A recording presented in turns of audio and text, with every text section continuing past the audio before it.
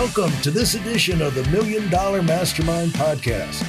This is where we pick the brains of high achievers from all walks of life and get their hard-earned, real-world insights on winning. I'm your host, Larry Weidel.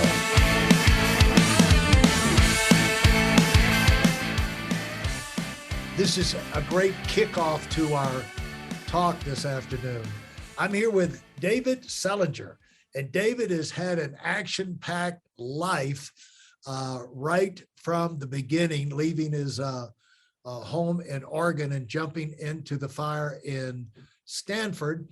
And so we're talking about the things he's learned that are really duplicatable lessons that give you a stability and help you build for long-term type success, because you can handle your success. So David, thanks for being here. And that reintroduction was so I could start another episode, by the way. Gotcha. I forgot to mention I was going to do that. No worries. So anyway, let's go into how did, I don't want to beat this to death, but there's a thing you've got to realize in life, whether you're going to be in business for yourself or not, and that is you are responsible for yourself. And if employee, whatever, you can't be blaming people, all these obvious things, but life is a great teacher if you'll let it and if you'll notice it, but it will not teach you if you don't recognize the obvious, that, like you say, it's not that most young people are too busy, have too much to do, it's the fact that they're just lousy with managing their time. Yep. And also, one of the key things I learned this is one of the cornerstones that really helped me early on was I read in some book somewhere where the key ability for an executive is somebody who gets things done, is the ability to say no.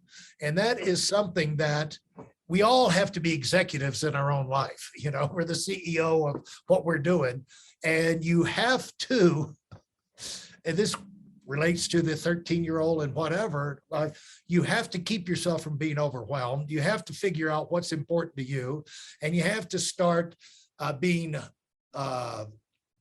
reasonable about how you slice up those 24 hours in a day.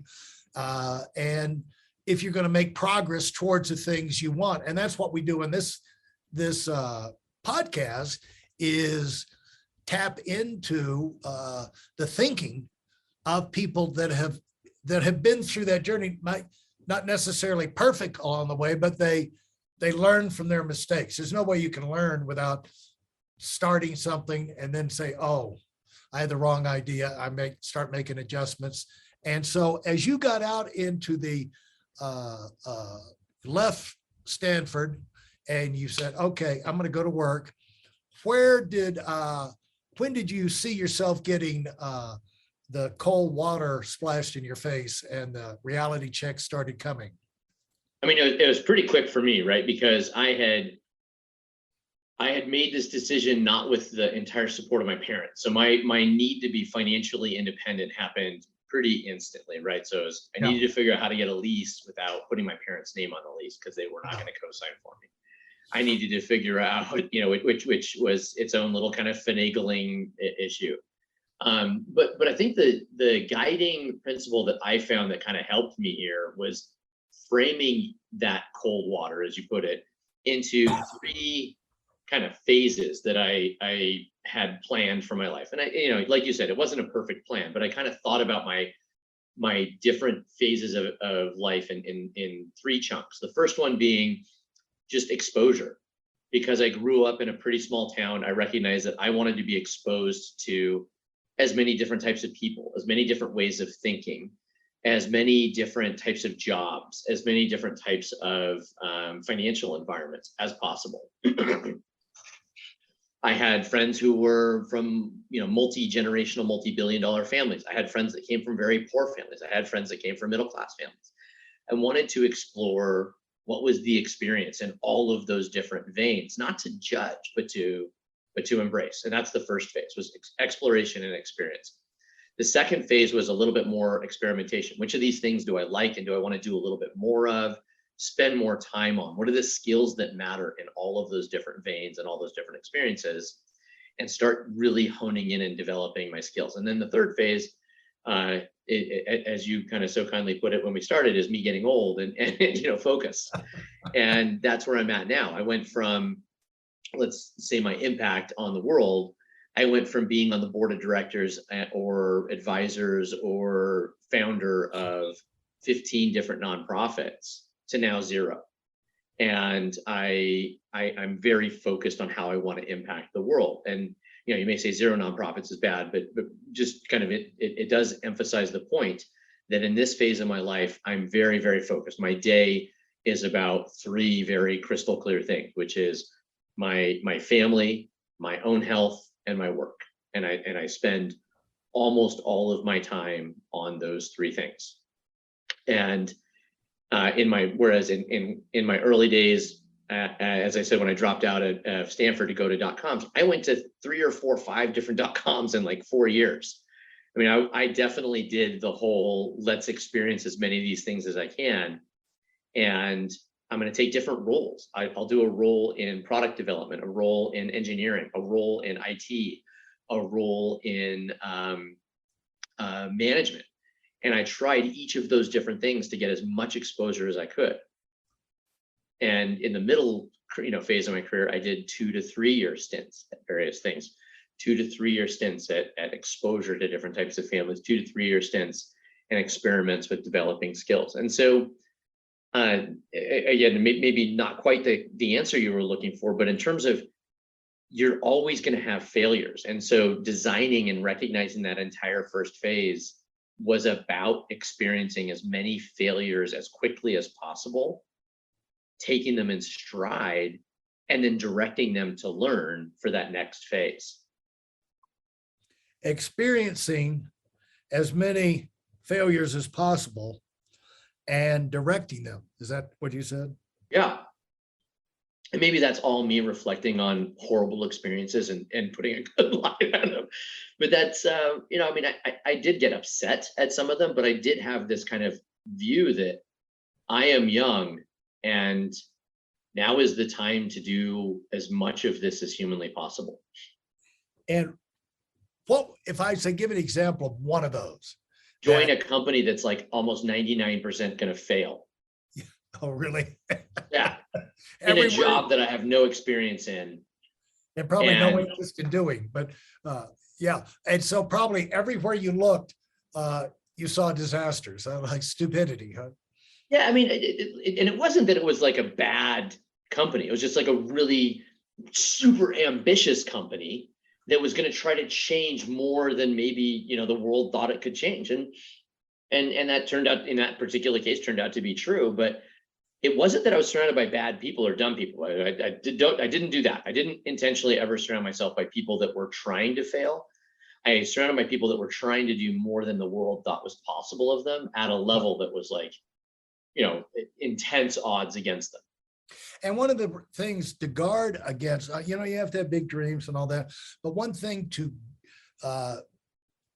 guard against being stupid and, going from a dream to a fantasy and separating that is results. It's just like, if it's not happening from the beginning the way you expected, and there's no adjustment you can make to kind of get it on that track, then you might need to make a bigger adjustment. That's right. So I never spent an extended period of time with people that were, kind of doing the typical analysis or story of banging your head into a wall a million times and expecting something different to happen. These are always dynamic leaders who had successful pasts, but they were just trying to do something really big and ambitious. And I was always excited to be part of that type of an endeavor. And again, recognizing that the likelihood of failure was very high. It was like a bunch of 27-year-olds, for example, who were starting a company to try to reinvent wireless communication. Odds are against a bunch of 27-year-olds because that's an industry that's dominated by slow-moving big giants. But they had new technology that was way better, and a view of the world of the future that was way stronger and more valuable.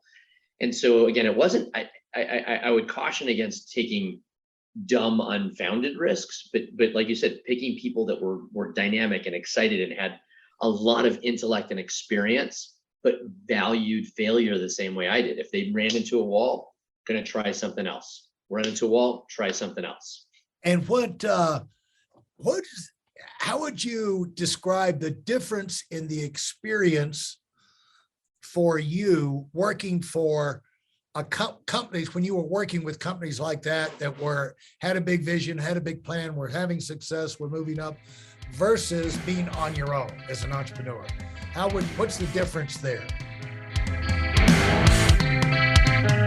For those of you who are sick and tired of fooling around and are dead serious about wanting to move up fast, I've got something especially for you. I've combined the best insights from over 40 years in business and making $70 million in income and compressed them into a free webinar. That's right, it's a free resource. If you want to find out exactly what the concepts are that I use in coaching $1 million earners, register now at WeidelOnWinning.com. You'll discover the 5-part framework used by so many to reach their financial, personal, and professional goals. You can find that link in this episode's show notes.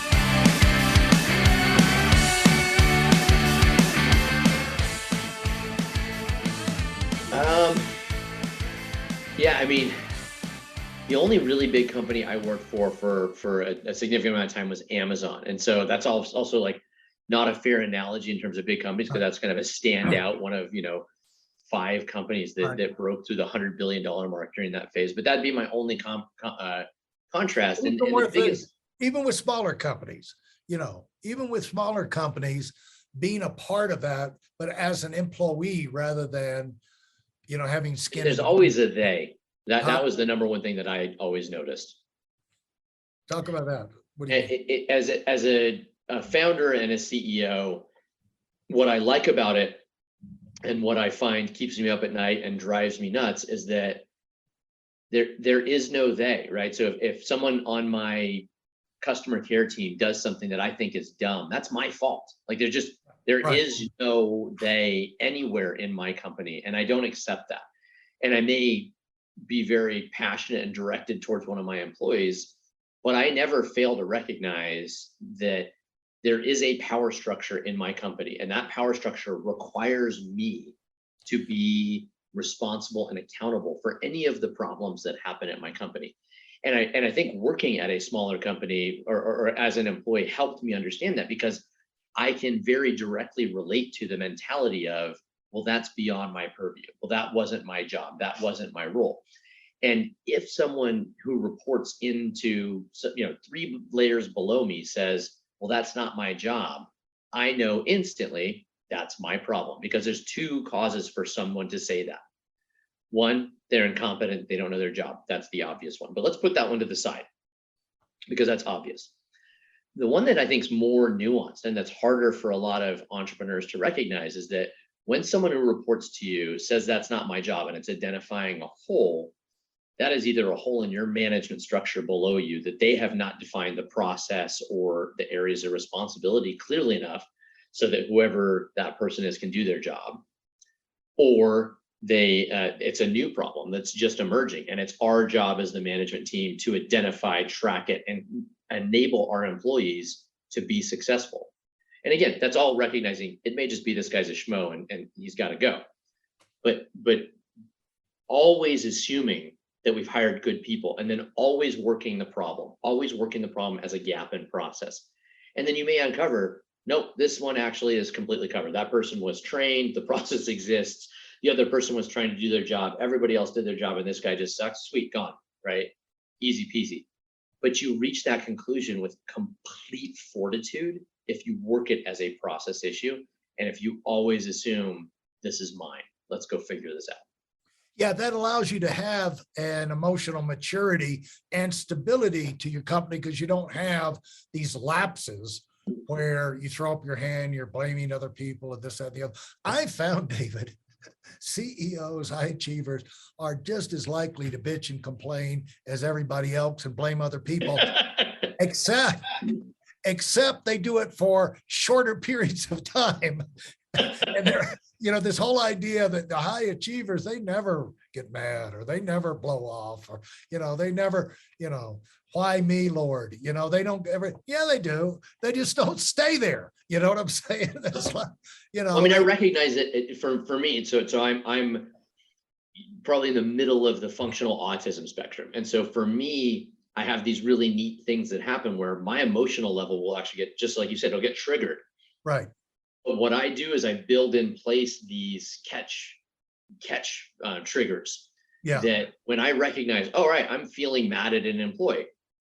Cool, let's turn on our left brain. Let's go from our right brain, sending us a signal that I'm upset about something, send it straight to the left brain and say, cool, well, who's the CEO? Whose problem is this? Oh, look at that, it's mine.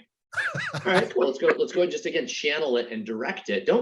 I used to try to control it. I used to say, don't get mad, but that's dumb, right? Like that's getting rid of all of your humanity. And frankly, I find that the emotional side of the human experience is so much richer and more intelligent than the analytical and intellectual side. I can detect problems so much faster with my emotional side than I can with my intellectual side. Absolutely. I mean, that's the divine spark, the intuitive side, that if you don't let that roll somewhat, you need to get mad. I mean, there's certain times because you need to get mad. And then it's a matter of, well, who should I be mad at? Well, sometimes it's yourself, because you put up with something. And direct it. Get in control of the mad. Don't prevent it, but direct it, right? Like, cool, I'm channeling that towards, now we're going to put a bunch of energy behind X and Y and Z initiative, or we're going to change our priorities, or we're going to, and there's examples where, people have kind of blown up, like Steve Jobs, right? When there were these huge failures of teams, and he'd just bring them all into a gymnasium and say, all right, so we failed.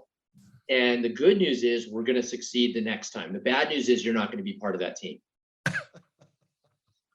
And, and you can dramatize that however you want, but like, you know what? That's actually a reasonably great way to direct that type of energy. You've watched an entire team fail. I could spend 6 months and analyze and figure out where that failure is, or I could start over from scratch. And I've made the decision that starting over from scratch is better. Yeah. And the thing is, like, as you were describing, we all sense things that we need to be, that need to be dealt with, need to be improved, need to be done. And, you can't do everything. But what happens is when things reach the point that there's an explosion of anger, whatever, that's like, now you've got the energy you need to go fix that thing. You know what I'm saying? And somehow you see things clearer when your energy's up on it. It's like, wait a minute, Yeah, I mean, I like to direct it as much as possible towards the problem. And I find, like you said, that elevated level of energy, it's not a bad thing. Without that, a lot of times it's almost impossible to tear apart a problem, because the reason a problem exists that you as the CEO are tearing apart is because someone else probably poked on it and saw it, and then it got resistance. And it takes that extra level of energy to go find it. We had an example just the other day at Deep Sentinel where we had an analytical report that it just didn't quite feel right. And I said, well, how did we generate this? And the person that was responsible for it said, well, I use this system and this. I was like, well, tell me about that. No. It's from the system. I was like, no, tell me about it. No. It's not mine. It's from the system. All right, cool. Tomorrow you're going to do this, and this. And if that's not done by the end of the day, you're fired. And it turns out, sure enough, it took that level of energy, because that person was defensive about their reporting, to realize that there was a humongous gap in that problem. And that person was going to cover it up because they like, their little kind of comfortable report. And then that was going to mean that the problems that report exposed, right? I'm a very data-driven person, would never get fixed. And you could tell there were other people in the room that came to me afterwards. You could tell there was like an uncomfortable silence. Every one of them came to me and said, I asked the same question like 2 weeks ago and I couldn't get it fixed. And it did take that extra. I'm not here to screw around. I'm not here to waste my time. I'm not here to waste anybody's time. There's a problem. There's a question on the table, and if you're responsible for that, answer it or go get another job. Yeah, it's like driving a car. You're heading off the road, you're going to hit a tree. I mean, you either fix it, so you're going to get smacked back into reality, and so it can be painful. Sometimes it'll kill you, that's the end of that career.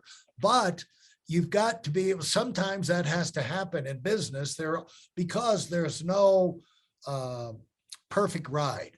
And the way to have the smooth ride is not to do anything, or just to kind of putter along as a company. It's like, if you want a neat office and you want people very friendly and walking around normally and dressed nicely and everything, it's a company that's in a decline, because their level of activity is something that they've been able to deal with for years, and they can comfortably manage it. And if it's declining a little bit, they can handle it even better. And they look great, but you're going down the toilet. But a growing company, a lot of times you'll have people with their hands around their throat, throwing punches, this, that, the other, That's why, fights break out in training camp. It's not necessarily a bad thing.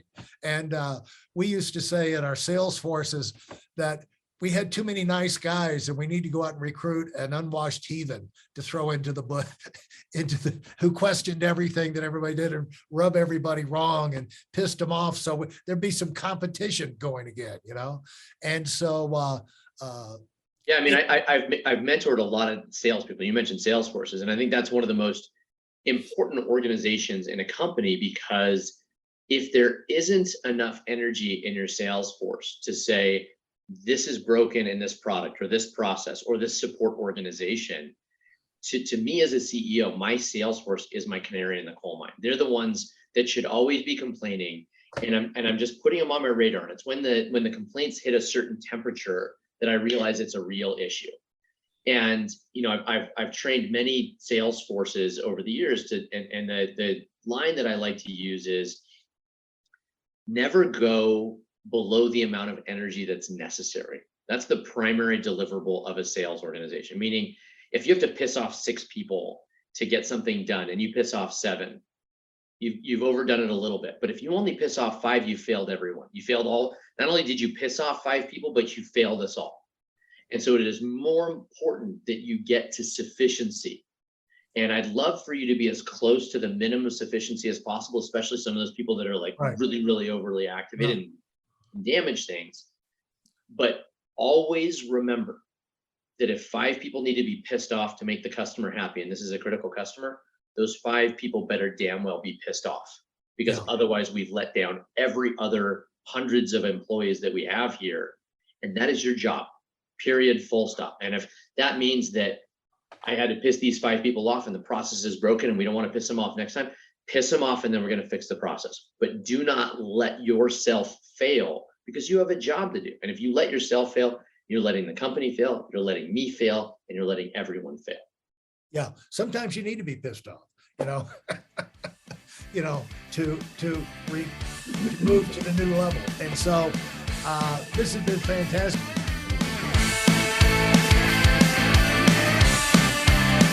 Thanks for listening to the $1 Million Mastermind.